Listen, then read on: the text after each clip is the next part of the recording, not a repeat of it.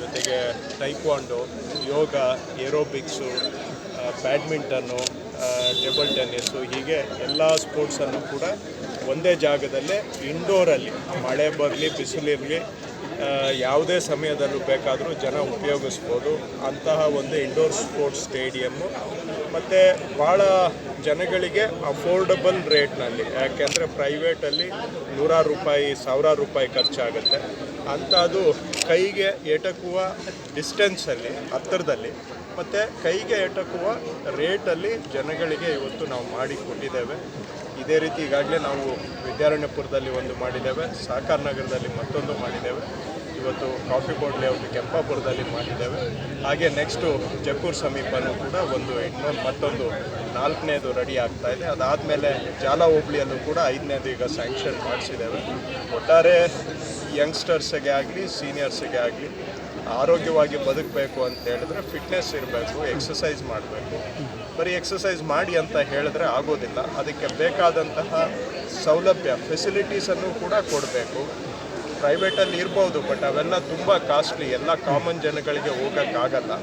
ಅದಕ್ಕಾಗಿ ಜನಕ್ಕೆ ಹತ್ತಿರನೇ ಮತ್ತು ಅವ್ರಿಗೆ ಭಾಳ ಕಡಿಮೆ ರೇಟಲ್ಲಿ ಸಿಗುವಂಥ ಸೌಲಭ್ಯಗಳನ್ನು ನಮ್ಮ ಕ್ಷೇತ್ರದಲ್ಲಿ ನಾವು ಈಗ ಕಳೆದ 7-8 ವರ್ಷದಿಂದ ನಿರ್ಮಾಣ ಮಾಡ್ತಾ ಬಂದಿದ್ದೇವೆ. ಅದರ ಮುಂದುವರೆದ ಭಾಗ ಇವತ್ತು ಭಾಳ ಒಳ್ಳೆಯ ಸ್ಪೋರ್ಟ್ಸು ನಾವು ಕಾಂಪ್ಲೆಕ್ಸನ್ನು ಇಲ್ಲಿ ಮಾಡಿದ್ದೇವೆ.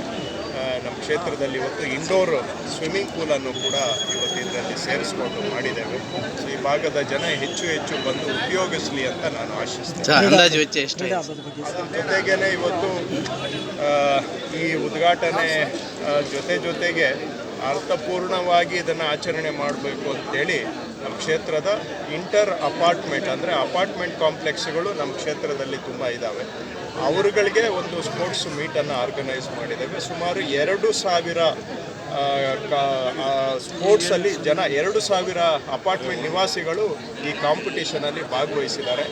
8 ಸ್ಪೋರ್ಟ್ಸ್ಗೆ ಇವತ್ತು ನಾಳೆ ಕಾಂಪಿಟೇಷನ್ಸು ನಮ್ಮ ಕ್ಷೇತ್ರದ ಎಲ್ಲ ಕಡೆ ಹಮ್ಮಿಕೊಂಡಿದ್ದೇವೆ. 8 ಸ್ಪೋರ್ಟ್ಸಲ್ಲಿ 2 ದಿನ ಕಂಟಿನ್ಯೂಸ್ ಆಗಿ ಕಾಂಪಿಟೇಷನ್ಸು ಮಾಡ್ತಾ ಇದ್ದೇವೆ. 2,000 ಜನ ಅಪಾರ್ಟ್ಮೆಂಟ್ನ ನಿವಾಸಿಗಳು ಬಂದು ಭಾಗವಹಿಸಿದ್ದಾರೆ.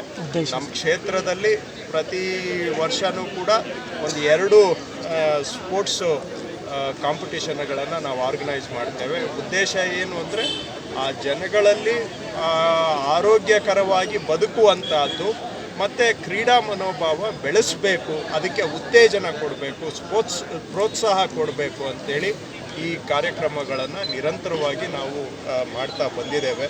2,000 ಜನ ಭಾಗವಹಿಸಿರೋದು ಭಾಳ ದೊಡ್ಡ ಸಂಖ್ಯೆ. ನಾವು ಕೊನೆಗೆ ಆ್ಯಕ್ಚುಲಿ ಇನ್ನೂ ಬರೋರಿದ್ದರು, ಆದರೆ ಹ್ಯಾಂಡಲ್ ಮಾಡೋಕ್ಕಾಗೋದಿಲ್ಲ ಅಂಥೇಳಿ 2,000ಕ್ಕೆ ನಿಲ್ಲಿಸಬೇಕಾಗಿ ಬಂತು. ಸೊ ಭಾಳ ಒಳ್ಳೆ ರೆಸ್ಪಾನ್ಸು, ಭಾಳ ಒಳ್ಳೆ ಪಾರ್ಟಿಸಿಪೇಷನ್ನು ಇದೆ.